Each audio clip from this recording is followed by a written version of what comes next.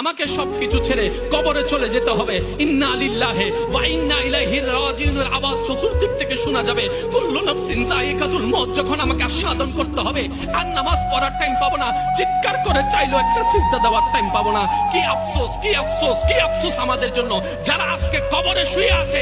তারা রবের কাছে ফরিয়াদ করছে, মওলা একটা সুযোগ দাও, দুনিয়াতে গিয়ে একটা নামাজ পড়ে আসি, একটা সিজদা দিয়ে আসি। কবরবাসী চিৎকার করে রবকে বলে, মওলা ভুল করেছি, ভুল করেছি, ভুল করেছি, একটা সুযোগ দাও। আবার দুনিয়ায় যাব, মওলা হাজার ব্যবসা থাকুক আমি নামাজ ছাড়বো না, হাজার চাকরি থাকুক আমি নামাজ ছাড়বো না। মওলা একটা সুযোগ দাও, একটা সুযোগ দাও, একটা সুযোগ দাও।